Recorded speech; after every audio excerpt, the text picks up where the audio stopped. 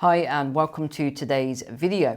Today I'm going to talk about something that's really been getting on my nerves over the last couple of weeks with, of course, the mainstream media.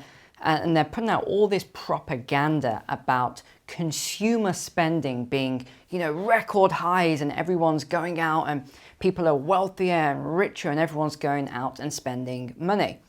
Well, yes, that's partly true. Everyone is going out and spending the tail end of the money they have left over from stimulus and savings and all sorts of other things. But I can assure you, it is not because the economy is super strong. That is the media reports. They're all saying that the economy is super strong and it's coming back and it's roaring back. This is not true. So if you are an investor or any of this sort of stuff influences how you make money or how you do business, do not buy into this story because you will get absolutely smashed when the truth comes out. So let me go through a couple of points now then as to why people have been spending like crazy. I'll show you a couple of articles as well on the shared screen in a moment, but let me tell you why they've been going crazy over the last couple of months.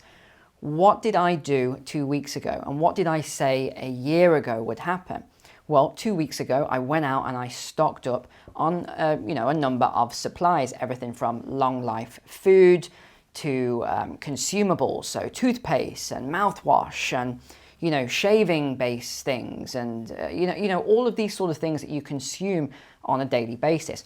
Why did I recommend people go out and do that? Well, it's because of the warnings that are coming out that inflation is going to be continuing. So it's not transitory as we were told over and over again. It is actually continuing. So inflation is going to keep going up. So it's very simple. People have simply been going out and stocking up on those things while they had that excess cash and had that excess savings that they're going to be using over the next year, for example. And this is no different to what happened just prior to the '08 crisis.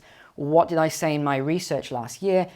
A lot of that consumer spending, which was up massively and it was driving the GDP, was coming from people using their homes and investment properties as ATMs. So what they were doing was they were refinancing, releasing a lot of equity, and then using that equity to go on a spending spree for a lot of people. So that could be vacations and holidays and going to travel here and there, or they might have got a new car or a hot tub and all these other things. Now, what's happening in the auto sector? They can't get the microchips. Again, I made a very detailed video on that, and this was last year. You can find that on the channel as to why we would have the problems we're having right now with microchips. This, of course, is pushing up prices, not just of new cars, but also used cars and car parts. Because if you can't get a new car and a used car is too expensive, then where before you might have scrapped the car or just gotten rid of it, now people are actually, it's cost efficient to go ahead and repair that car, which I think is a great thing. That is what I'm all about anyway, is recycling and not just throwing away and buying new all the time. But this, of course, is affecting everything that's going on in the economy. So let me give you a couple of stats here then. Non-store retailers up 14.5%. That's huge. Furniture and home furnishings up 7.2%. Again, exactly what happened prior to the '08 crisis with the ATM example I was giving you. Motor parts, vehicles, used vehicles up 5.7%. Now, here's the interesting one I want you to pay attention to. Food and drink is down 0.9%. Why? Is it all from, the pandemic and people not wanting to go out, etc.? I don't think so.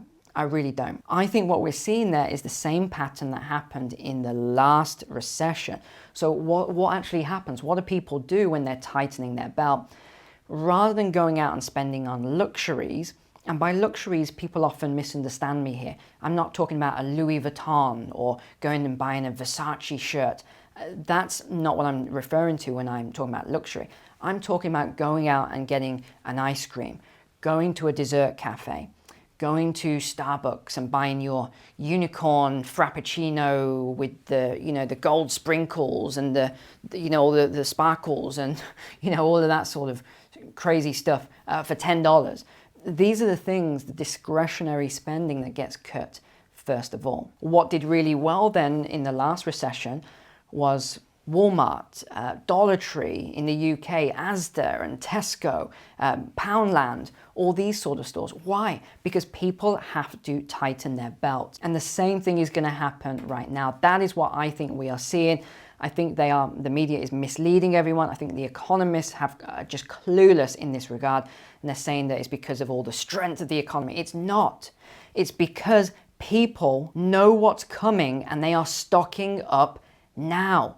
Why can people not see this? I just don't get it. And the other thing, of course, I mentioned this on yesterday's video, the USA just had a $1 trillion trade deficit with the rest of the world. $1 trillion. Now, think about this. Think about where that $1 trillion actually came from. It was created. It was, you can say money printing, you can say whatever you want. It was created. There were lockdowns. There was no productivity, no products and services were being created, or very few. And because the US dollar is the reserve currency, or we can say the strength of the British pound or the euro, these are very strong currencies. Manufacturers, countries, suppliers around the world, they will sell their products and their materials to the highest bidder. Who is the highest bidder? The West. People with this strong currency like the US dollar. Now you might think that's good that we're able to get all of these dollars and pounds and everything else out to the world and get an actual product back that had to be created. And yes, it is good because it gives us a good standard of living. But it's on borrowed time. That's what you've got to realize. Eventually, and I talked about this yesterday with Russia dumping US treasuries back in 2018, eventually China's going to do it as well. China is going to dump their, whatever it is today, about $1 trillion of treasuries as well. Other countries will follow suit. It's only a matter of time, even if this goes on for years, which it possibly could do, but it is only a matter of time. So what do you think is going to happen to the average American's standard of living when the US dollar is no longer the reserve currency in the distant future? Okay, I'm going to give you that. In the way distant future. And Americans are just not creating products and services anymore. But let's go to the shared screen a second anyway, because I do think it's important to show you some of this. So here we go. Let's start with CNBC article. Retail sales surged 3.8% in January, much more than expected amid inflation rise. They're making out like this is a really great thing. This chap, gosh, I mean, he's just full of energy. He can't wait to tell you how great all of this is. It's not great. They've got it wrong. They don't understand what is happening here. And Yahoo's just as bad. Look at this. Consumer spending is picking up at Walmart, and they're going on about this. And, read these articles for yourself. But I've just explained why that's happening at Walmart. It will do. Walmart and some Dollar Trees and some of the other low-cost stores will do really well in the next recession. McDonald's, fast food places, because people will not be able to afford to eat in the same way as they did before. But look at this as a juxtaposition here then. BBC News, so this is talking about the United Kingdom, more than 17,000 chain store shops closed last year. I mean, let's go down and look at this. So they're getting all excited and saying, oh, this is so great. Look at all these openings. It's so amazing. It's just great. No, look at the net change. Don't listen to, again, it's been propagated by the media. Oh, all these new stores. No, look at the closures and look at the net change here. This is the biggest net change, 2020, 2021. And I think it'll be just as bad in 2022, a year from now when we get that data. But look at the high street shrinkage. Look at the closures here and look at the openings. Again, shopping centres, look at the openings, look at the closures. Retail parks, openings and closures, and the high street as a whole. Over to Fox Business then. Most small businesses since '74 are hiking prices to offset red-hot inflation. This is what is going on. Businesses are now passing on these costs, and we haven't even seen all the energy go through the market, or the stimulus, or a lot of the quantitative easing. Again, people say the QE doesn't get into the currency supply, it's a myth. Okay, so when a government sells a bond then, because they want to do Build Back Better, or one of these other things which failed, by the way. So when they want to raise money and the Federal Reserve buys that bond, the government, that currency doesn't get into the currency supply. Or when they do stimulus and they do trillions of dollars worth and all this stimulus and they mail those checks to people. No, that QE, that quantitative easing, it doesn't get into the currency supply. Give me a break. All right, let me show you this. This is from the Fred again, real personal consumption expenditures. It is true what they are saying. expenditures are at a record high here. I mean, look at this. But they're not saying why. Like, where is all of this money coming from that has enabled people to spend like crazy? And again, look what you see in recessions. And again, we had recession and a health issue at the same time. Look what happens. Spending goes down. What do you think is going to happen the next time? Spending will go down. Just look at this as I'm scaling back. Look at the consumption expenditures leading up to when we had these lockdowns, everything like that. Let's go over to the personal savings rate here then. So what have we got? Oh, what a coincidence. As of Feb, so remember the lockdowns began here in March, what happened? People started saving. Why? Because they knew that there might be issues ahead. They could be unemployed. There could be issues with housing and all the other things. People start saving. Stimulus comes along and everything else, bailouts and all the other government grants. People then, their savings rate drops because they rely on the government and say, oh, the government's going to, look after me no matter what. And then we start seeing these blips. Oh, another climb here. But now look at the personal savings rate. It has dropped. Now look at the correlation. So we've got the personal savings rate and then we've got the consumption rate. Let's zoom back in on this again. Okay, are we ready then? So consumption rate, look at the correlation. Look at this. And then savings rate.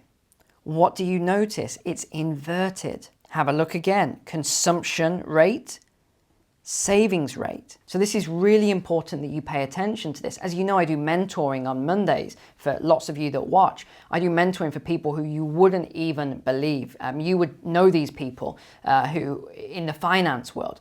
And the things I have to correct them on are unbelievable. Some of the things that they actually believe. They are investing into the wrong things, tech stocks and growth stocks and all these things at the time when people should be shifting their focus towards value. I won't go too much on that. This is not financial advice. If you're ever interested in learning about how to invest correctly, again, not financial advice, but you can come over to our private community. I'll put the link below in the description here. Every month I do an investment video. I make posts. I let you see what I'm invested in, what I'm buying and selling. But apart from that, I hope this gave you some value today. Take care. God bless. I'll see you tomorrow.